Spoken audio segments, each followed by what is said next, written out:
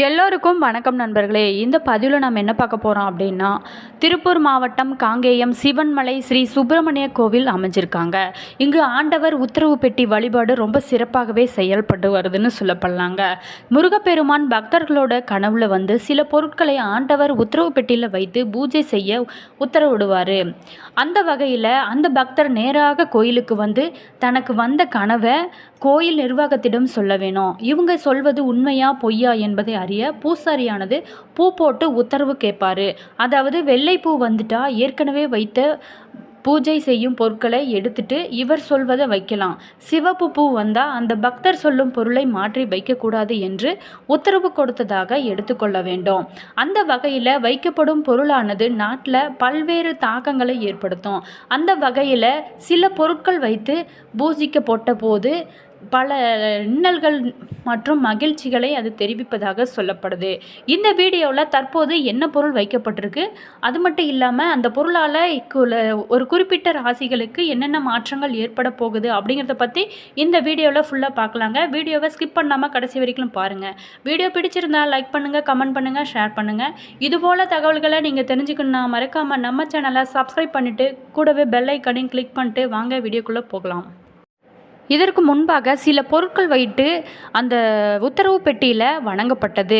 மண், துப்பாக்கி, ஏர்கலப்பை, ரூபாய் நோட்டு, நோட்டு புத்தகம், சைக்கிள், அரிசி, மஞ்சள், இளநீர், தங்கம், சர்க்கரை, கணக்கு நோட்டு, பூமாலை, இருப்பு சங்கிலி, ருத்ராட்சம் என பல்வேறு பொருட்கள் வைத்து பூஜை செய்யப்பட்டிருக்காங்க.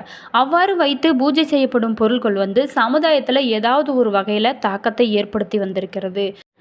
கங்கை தீர்த்தம் வைக்கப்பட்ட 9வது நாளில் பொருள் மாட்டப்பட்டிருக்காங்க. திருவோடு நிறைய விபூதியும் ருத்ராட்சமும் வைக்கப்பட்டிருந்தாங்க. மேலும் நோய் தீர்க்கும் திருப்புகழ் மருந்து புத்தகமும் வைக்கப்பட்டிருந்தாங்க. விபூதியும் ருத்ராட்சமும் நோய் தீர்க்கும் மருந்து என்பதைத்தான் முருகன் உணர்த்திருக்கிறாரு. செவ்வாய்க்கிழமைகளில் திருப்புகழ் பாடினால் தீராத வினைகள் அனைத்துமே தீரும்.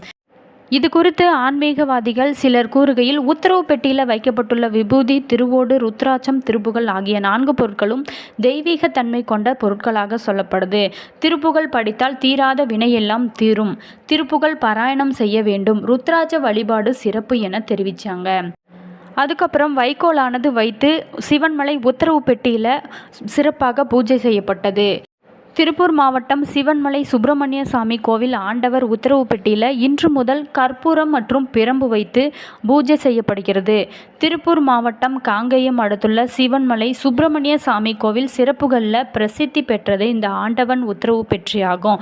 இதில் வைத்து வணங்கப்படும் பொருட்கள் நாட்டில் ஏதாவது ஒரு வகையில் ஒரு தாக்கத்தை ஏற்படுத்தி சொல்லப்படுது. வாரத்தின் அனைத்து நாட்களிலுமே காலை 6 மணி முதல் மதியம் 12 மணி வரையிலும், மாலை 5 மணி முதல் இரவு 8 மணி வரையிலும் கோயிலை நம்மளால் போகலாம்.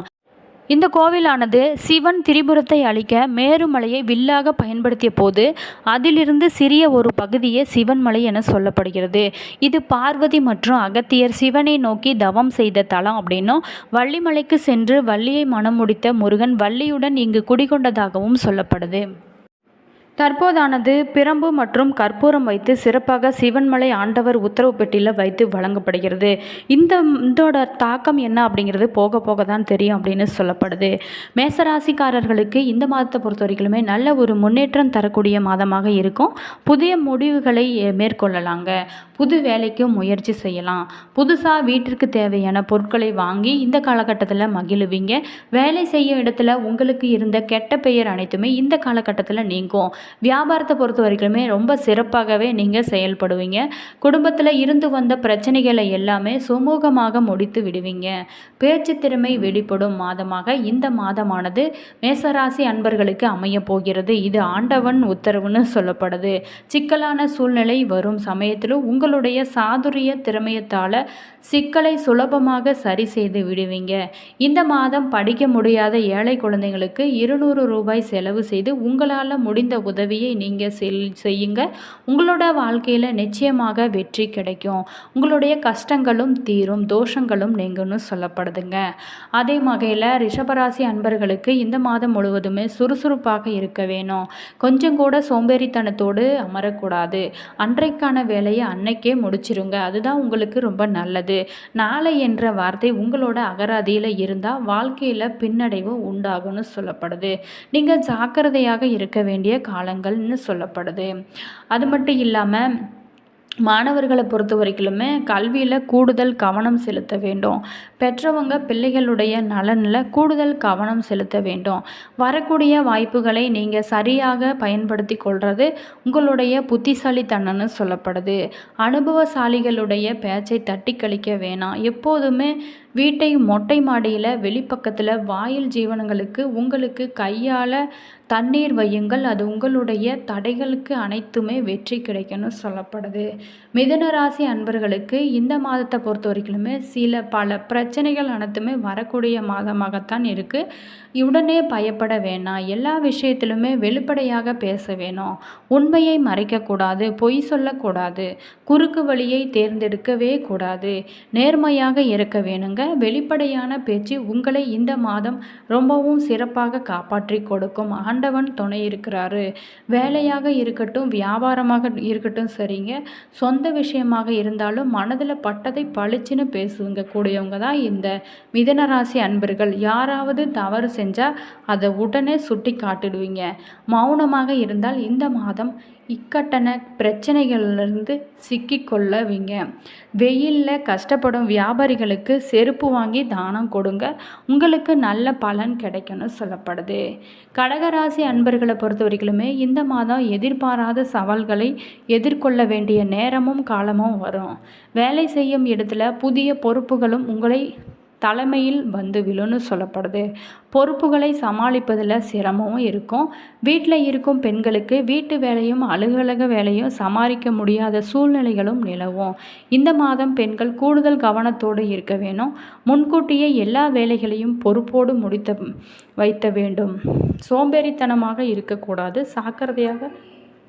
சிம்மம் ராசிக்காரர்களுக்கு ஆண்டவன் உத்தரவிட்ட வாக்குப்படி இந்த மாதம் தன்னம்பிக்கையும் தைரியமும் அதிகமாகவே இருக்குங்க. வேலையில் பிரச்சனையும் வரும். வியாபாரத்தில் பிரச்சனை வரதுக்கான வாய்ப்புகளும் இருக்குது. இருந்தாலும் நீங்கள் துணிஞ்சு அதை எதிர்கொள்வீங்க. எதிரிகளை நேருக்கு நேராக மோதி ஜெயித்து காட்டக்கூடிய திறமை வாய்ந்தவங்க இந்த சிம்மராசிக்கா அன்பர்கள்னு சொல்லலாம். சில எதிரிகள் உங்களிடம் சரணடைவாங்க. சில எதிரிகள் உங்களை விட்டு விலகி விடுவாங்க. இது நாள் வரைக்கும் அமைதியாக இருந்த நீங்கள் பொங்கி எழுந்தால் என்ன நடக்கும் என்பதை உலகிற்கு காண்பிச்சு விடுவீங்க. இருக்கும் பிரச்சனைகளில் இருந்து வெளிவந்து மன நிம்மதியை அடையக்கூடிய காலமாக இந்த காலமானது அமைஞ்சிருக்கு. நீண்ட நாட்களாக கடன் சுமையும் குறையும். வருமானமும் உங்களுக்கு உயரும்னு சொல்லப்படுது. வீட்டிற்கு தேவையான பொன் பொருள் வாங்கி மகிழ்ச்சி அடையக்கூடிய சூழ்நிலைகளும் உருவாகும். சாதிக்க முடியாத விஷயங்களை கூட சாதித்து வெற்றி கொள்ளக்கூடிய மாதமாக இந்த மாதமானது அமைஞ்சிருக்கு. இது ஆண்டவனின் வாக்காக சொல்லப்படுது. குலதெய்வத்திற்கு நன்றி சொல்லுங்க. உங்களுடைய வாழ்க்கையில் எல்லாமே நிச்சயமாக நன்றாகவே நடக்கும். அதே மாதிரி கன்னிராசி அன்பர்களுக்கு இந்த மாதத்தை பொறுத்த வரைக்குமே பணம் சம்மந்தப்பட்ட விஷயத்தில் கூடுதல் கவனத்தோடு இருக்க வேணும். யாரையுமே முழுசாக நம்பக்கூடாதுங்க. குடும்ப விஷயங்களை வெளியூர் நபர்களோடு பகிர்ந்து கொள்ளக்கூடாது. நீங்கள் யாரிடமாவது கை நீட்டி பணம் வாங்கியிருந்தால் அதை சரியான நேரத்தில் திருப்பி கொடுக்கறது ரொம்ப நல்லது. அப்படி திருப்பி கடனை கொடுக்க முடியாத பட்சத்தில் கடனை விரைவில் திருப்பி தந்து விடுவேன் என்று குறிப்பிட்ட நபரிடம் வெளிப்படையாக நீங்கள் பேசுங்க. எந்த ஒரு விஷயத்தையுமே மறக்காதீங்க. கை நீட்டி யாரிடமும் கடனும் வாங்காதீங்க. அவங்கள அலட்சியப்படுத்தினா தேவையற்ற அவமானங்களை ஏற்படவும் வாய்ப்பு இருக்குங்க. நீங்கள் சற்று கவனமாக செயல்படுவது ரொம்ப நல்லது. அதே மாதிரி கணவன் மனைவிக்குள்ளே எந்த ஒரு ஒளிவும் மறைவும் இருக்காமல் நடந்து கொள்வது உங்களுடைய எதிர்காலத்துக்கு ரொம்ப ரொம்ப நல்லதுங்க. பிள்ளைகளுடைய எதிர்காலத்திலும் கூடுதல் கவனம் உங்களுக்கு தேவை. தினமுமே பிள்ளையார் வழிபாடு செய்வது உங்களுக்கு நல்ல ஒரு பலன்களை தரும்னு சொல்லப்படுது. துலாம் ராசி அன்பர்களுக்கு இந்த மாதம் முழுவதும் நேரத்தை பொன் போல பாதுகாக்க வேண்டுங்க. நேரத்தை அனாவசியமாக செலவு செய்தால் பிரச்சனை உங்களுக்கு தான் வரக்கூடும். மேலதிகாரிகளை அனுசரித்து செல்ல வேணுங்க. வேலைகளில் கூடுதல் கவனம் செலுத்த வேண்டும். உங்களுடைய பொறுப்புகள் அடுத்தவர்களிடம் ஒப்படைக்க வேண்டாம். பொழுதுபோக்கிற்கு முக்கியத்துவம் கொடுக்க வேணாம். குறிப்பாக செல்போனில் ரீல் பார்ப்பது, ஃபேஸ்புக் பார்ப்பது இதுபோல் பழக்கத்தை குறைத்து கொள்வது ரொம்ப நல்லது. நீங்கள் உஷாராக இருந்தால் மட்டுமே இந்த மாதமானது உங்களால் சாதிக்க முடியும். இல்லை அப்படின்னா பிரச்சனைகளில் சிக்கி மாட்டிக்கொள்வீங்க. நீங்கள் ஜாக்கிரதை. தினமுமே அம்மன் வழிபாடு செய்யுங்க. உங்களுக்கு வாழ்க்கையில் நிச்சயமாக வெற்றி கிடைக்கும். இது சிவன்மலை உத்தரவாக சொல்லப்படுதுன்னு சொல்லலாங்க.